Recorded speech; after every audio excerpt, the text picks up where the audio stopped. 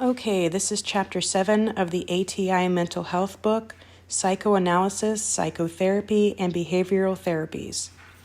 Psychoanalysis, psychotherapy, and behavioral therapies are approaches to addressing mental health issues using various methods and theoretical bases.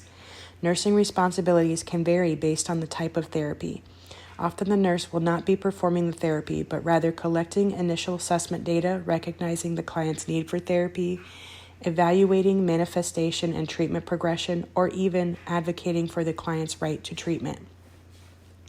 Nurses being aware and familiar with the different types of therapy helps support the client as they engage in the therapy. The nurse can instruct the client on the benefits of the different types of therapies and what types of diagnosis they can assist with. Psychoanalysis.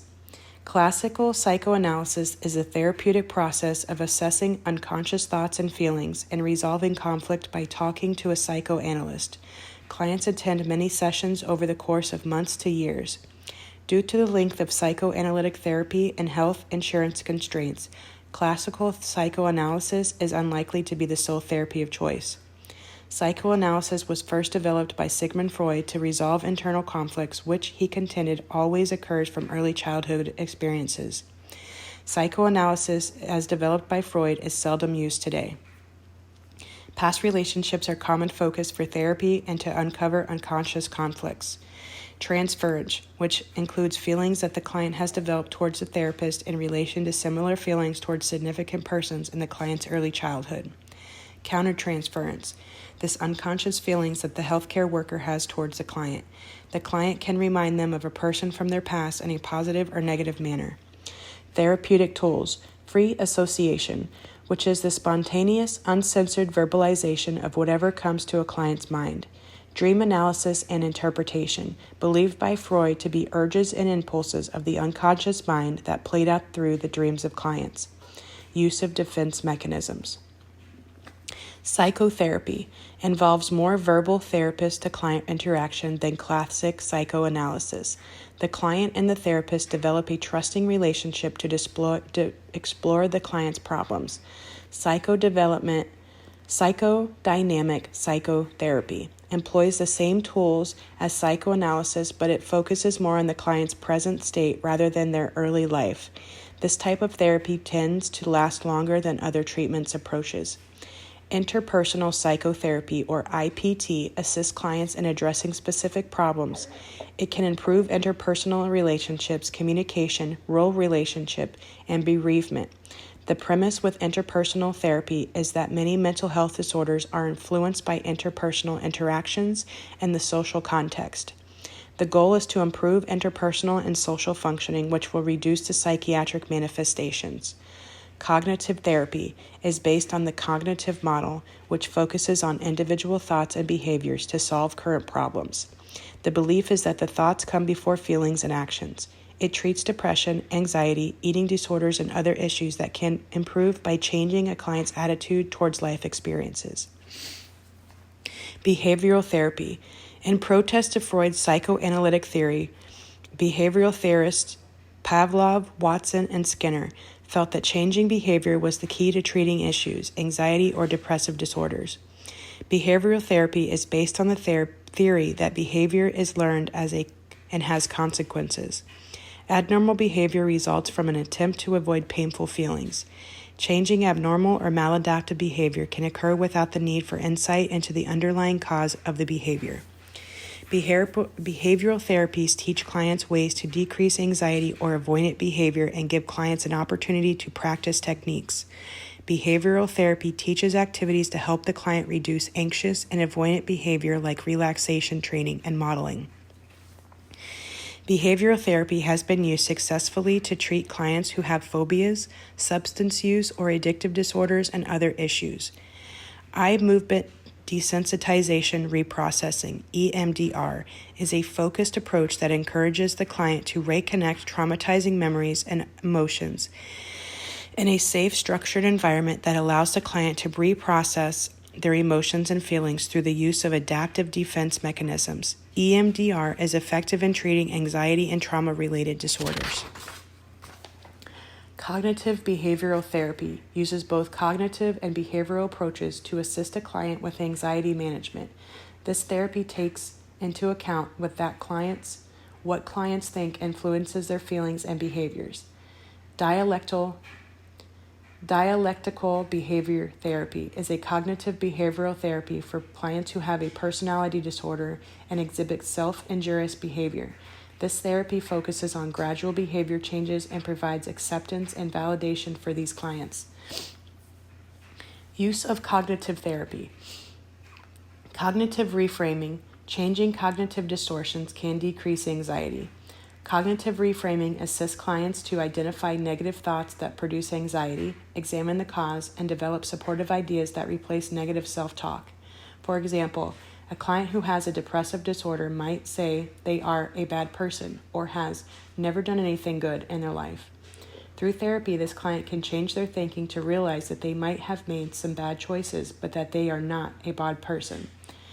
Priority restructuring assists clients to identify what requires priority, devoting energy to pleasurable activities. Journal keeping helps clients write down stressful thoughts and has a positive effect on well-being. Assertiveness training teaches clients to express feelings and solve problems in a non-aggressive manner. And monitoring thoughts. This helps clients to be aware of negative thinking. Types and uses of behavioral therapy. Modeling. A therapist or others serve as role models for a client who imitates the modeling and improve behavior. Use in mental health nursing. Modeling can occur in the acute care milieu to help clients improve interpersonal skills.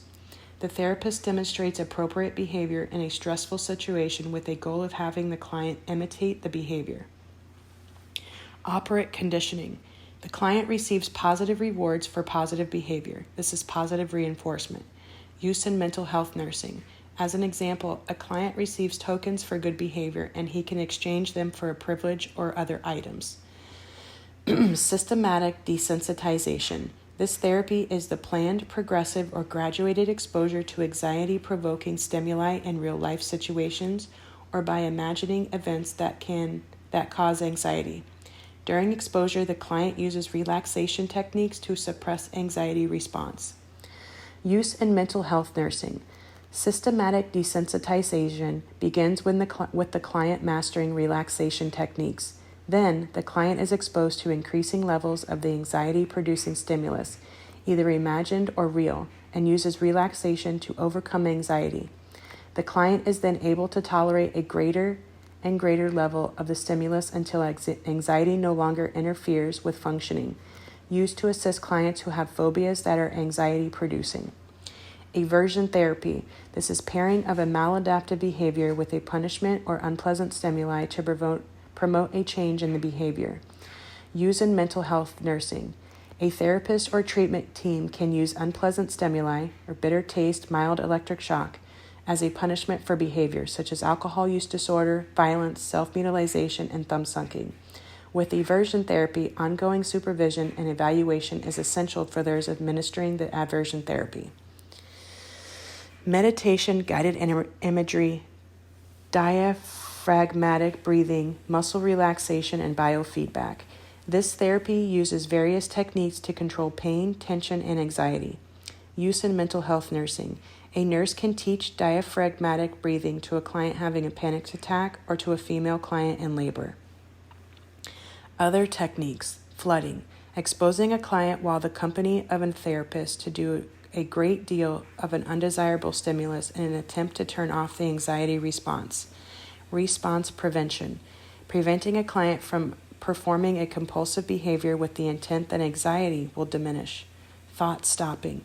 Teaching a client when negative thoughts or compulsive behaviors arise to say or shout stop and substitute a positive thought. The goal over time is for the client to use the command silently. Trauma focus CBT. The treatment approach often begins with psychoeducation about trauma responses and coping mechanisms. Gradual exposure to trauma memory as a way to redo the trauma experience in a more adaptive way. Validation therapy. Useful for clients with neurocognitive disorders. It is a process of communication with a disoriented older adult client by respecting and validating their feelings in a time or place that is real to them, even though it does not relate to actual reality. Virtual reality exposure therapy. Clients are placed into a virtual controlled environment where the therapist, in person or remote, can help alleviate depression, anxiety, phobias, post-traumatic stress disorder, and attachment issues. A nurse is teaching a client who has an anxiety disorder and is scheduled to begin classical psychoanalysis. Which of the following client statements indicates an understanding of this form of therapy? The therapist will focus on my past relationships during our sessions. A nurse is discussing free association as a therapeutic tool with a client who has major depressive disorder. Which of the following client statements indicates understanding of this technique? I should say the first thing that comes to mind. A nurse is preparing to implement cognitive reframing techniques for a client who has an anxiety disorder. Which of the following techniques should the nurse include in the plan of care? Priority restructuring, monitoring thoughts, and journal keeping. A nurse is caring for a client who has a new prescription for disulfiram for treatment of alcohol use disorder. The nurse informs the client that this medication can cause nausea and vomiting when alcohol is consumed. Which of the following types of treatment is this method an example of? Aversion therapy. A nurse is assisting with systematic desensitization for a client who has an extreme fear of elevators. Which of the following actions should the nurse implement with this form of therapy? Gradually expose the client to an elevator while practicing relaxation techniques.